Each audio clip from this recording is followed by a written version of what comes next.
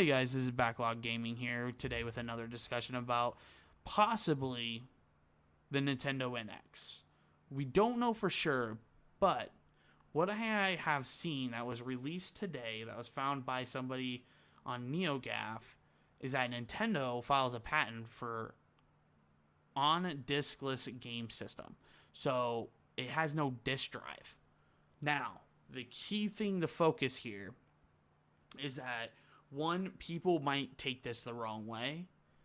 Two, it could be totally something that could potentially be amazing. First, I'm going to cover what people might freak out about. Then I'm going to cover, a couple different options that this system might be. So, here's what we have. If it doesn't have a disc, the main concern of every gamer out there right now is, are they going to make physical games? Are we gonna have games on the system that are physical, or is it strictly going to be digital download only? If it is digital download only, I think the market's going to be a little bit upset about that. Kind of because of software can disappear, software can corrupt, and stuff can happen, and hackers can happen. So that's a little scary to think about that. I think that's where most of the community kind of jumped to in their thought process. I know I kind of jumped to it. Like, I don't know how I like that. But the more I thought about it, there's other possibilities that this could be. One possibility is that this could be a variation of the new 3DS. It could be a new variation of their next handheld system. It could be a type of streaming device, kind of like a Chromecast or a Fire Stick, Amazon Fire Stick, or Kindle Fire Stick, whatever you want to call it. Something like that for mobile gaming to stream to your TV, and maybe it'll pick up like a wireless controller. Then it's the Nintendo NX. So covering in order, it being like a new model of the Nintendo 3DS, the new 3DS, I could see that, but I don't really know how the schematic works for the new 3DS. So we could see something like that. That it's just strictly a new 3DS. But it's not going to be any better than the new 3DS. It's just going to be a restyled version of the new 3DS. Maybe it'll be a micro or a mini. They've done that before. Maybe it'll be as drastic as the Game Boy Advance turning into the Game Boy SP. So maybe we'll see something crazy. Maybe we won't. I don't know. With that. So the next option is that it could be the next handheld system that they're filing this patent for. That doesn't seem too far-fetched, but it would kind of be shitty because the new 3DS came out no more than 6 months ago. So I don't find this a very likely thing that it could be that. I honestly don't think it's going to be a predecessor of the 2DS, the 3DS. I just don't think it's going to be the next thing that's out there, unless this is very, very early stage of development and is now going to be years down the road, like 5 years from now. The other option that we have is that it could be some form of streaming device for mobile gaming. If this is the case, then of course it's not going to have a disk drive.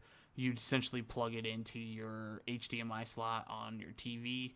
Then from there, you'd have some type of button to press to shoot your information from your phone or tablet up to your big screen, and then from there, play it. Maybe it comes with a controller, and you can just play it that way. Okay. So it could be the Nintendo NX. And why I think it's the Nintendo NX or some type of physical console is because of what components are inside of this schematic. I will have the schematic posted somewhere on the screen to where you guys are seeing the same thing I'm seeing right now. This is the picture of it. It's a figure 1. Now, this figure is going to have a memory card slot, which is going to be the first basic program and the second basic program. It's going to have a display apparatus, which is going to be something that inputs, that's an output of the image. And then it's going to have a server apparatus, which is most essentially going to be an Ethernet cord. So these three things is that you're going to have a display output. So I think this is going to be hooking up to a TV. That's my number one giveaway. 2, it's going to have Ethernet. So it does have a server apparatus is what it's called. So to me, what that states is that it's going to be Ethernet. It's going to be connected wired or wireless, however they plan on doing it. Next, you have a memory card slot. Now, this may not be a big thing. There are handhelds out there with memory card slots, but they use the term internal hard drive. Now, if you're going to use internal hard drive as a term, to me, what that says is that that's a console. Something that's sizable, something that's not small, not a memory card, not something that's just like slip in, slip out. No. To me, what this is saying is that this is the internal hard drive of this. So we may see like a 5 terabyte or something like that. The other thing that I'm seeing is a processor and obviously memory. So that's the 2 things that I'm showing. Let me backtrack here. Exit out of this. So, with it being those, we're kind of seeing here. Son of a bitch. I just want to arrow down. So, what we're seeing here essentially is a console to me. Now, a lot of gamers freaked out at this point in time, and they're like, no, they're getting rid of physical copy games. Not necessarily true. Okay? The memory card slot. Now, when we think memory card, we're thinking of something you put in there, you save something to it, that's a memory card. No, they have a first basic program and a second basic program. So they have 2 slots here, but they're separated by which program is running on them. Now, this essentially could be that the operating system is on one or it's on the hard drive, and then these are games that could be little SD cards that we're pumping into the system. We would still get physical release, potentially could be cheaper to produce than disc, and they may be able to make a budget console, and the internals might be able to be cheaper if it's reading off of a flash disk. Now, how reliable is this? Doesn't seem that the PlayStation Vita, to my knowledge, is having an issue with it. They use the little SD cards. So, essentially, my thought process is, okay, they could have SD cards. My other thought process is, what if they go bigger than just SD cards? Instead of having a little tiny SD card that you just pump into your system, what if they did a nostalgic throwback and it was like the SNES cartridges or an N64 cartridge or an NES cartridge? And then in that cartridge is where your game is stored in there.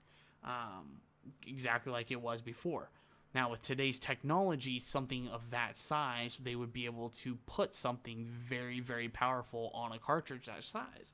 You know, or about yay big. You know, you could fit a lot in there. So that might be a possibility. What if this is like nostalgic throwback? Okay, Nintendo NX. X also stands for, in some Japanese games, as cross. What if this is a cross-platform machine? What if this machine here can play anything from NES all the way up? Whether you have a cartridge, whether or not you have, it downloaded, it could sync. What if it can play anything from Game Boy Advance all the way up? Also, kind of like the Retron 5, I believe is what it's called. So, if they're creating something that could be cross-platform, Nintendo cross-platform, okay? The NX, Nintendo Cross. Maybe, just maybe, it will have cartridges big enough. Now, this is way off the wall. I understand that there's going to be somebody that's going to be like, this dude's fucking crazy. And then they're going to think about it and how fucking awesome that would be. I'd be pretty pumped for it, you know? Kind of that nostalgic throwback, like, you're not getting a disc, motherfucker, you're getting a cartridge, and it comes in a box, and it's lengthwise, and, you know, it looks like an old SNES game, but it's not. I think that would be pretty cool. I think that's something that they would be able to do that is cool. I also feel that it is something that probably wouldn't be that hard. The only thing that worries me is the production cost of those would probably be higher than disc. And obviously they would take up more space than disc because they are a little thicker. But I also feel if there is a way that we can plug in, like maybe USB port, you can plug it in and then you get a disk drive. Or you can plug in various attachments to this machine, and essentially this one's the N64, this one's the GameCube, this one's the Wii, this one's the Wii U, or like the Wii U and the Wii, or like together. Maybe like it's one attachment that will play like GameCube, Wii U, Wii games. So you buy that attachment, you can play those 3 games. You buy this other attachment, you can play N64 games. Maybe it's cartridges also with like Game Boy Advance or Nintendo DS with those. So maybe that has that. And then you have like the classic retro attachment, which is going to be, you know, your SNES, your NES, your Game Boy, your original Game Boy Color, you have that. That's going to be the retro throwback. So, and maybe N64 is on that. So, you know, maybe they're going to do that. Maybe this system is like just the central hub, and then there's going to be things that are connected to it that make it better and kind of unfold it to where it's not like, okay, we want to have Wii U games and Wii games, but we need the sensor bar, and we need this, we need that, we need this, we need that. It essentially gives the gamer the opportunity to customize that system. Maybe it gives them the opportunity to say, hey, I like classic retro games. I hate trying to find a Super Nintendo that fucking works all the time. That mine broke. I still have all these games, and the old games will plug into it and be able to play them. Maybe they will have some type of reproduction of the old games to where you can get these and play them. Maybe they'll have a cache stop where you can download them. And then when you download them, they go to the actual one. But if you wanted to play the physical edition, you can get that. I mean, it's a crazy thought, but it's innovation. And with it being innovation, Nintendo likes doing this. So I don't feel like it's that, like, I feel like it's off the wall, but is it really that far off the wall? Is it something that is not that crazy? I know this video is probably getting a little long right now. I'm just kind of getting excited sitting here think about it, and I'm rambling on and on and on. But guys, that would be something that would be cool. If I could go to, mom and pop store for a retro video game, pick it up, be like, okay, I'm going to go home and play Chrono Trigger. I'm going to go home and play, Battletoads. I'm going to go home and play whatever, pop it in. I got the attachment, this brand new attachment. I know it's going to work, and maybe it's cheaper than what an SNES is, and maybe it hooks up, and it has an upscale converter on it, and so it doesn't look like shit on an HD TV, That's the type of things that I could see Nintendo doing. Being like, look, you can get the base console that will play the base games for like $200. If you pay an extra $100, so $300, you can play anything from our catalog. Absolutely anything. So $300, you can play anything. To handhelds all the way up from our retro games. If you have them, you can play them with a physical release. And maybe they sit there and they reboot these old games that have been out there on the SNES that maybe they're like, oh, reproduction, and they reproduce those and then re-release them, and people can buy them. So instead of going paying mom and pop shop $300 for an SNES game that's super rare. Maybe they're like, hey, we'll be reprinting these. So for the collectors, that item's still there. That's an original copy. That's great.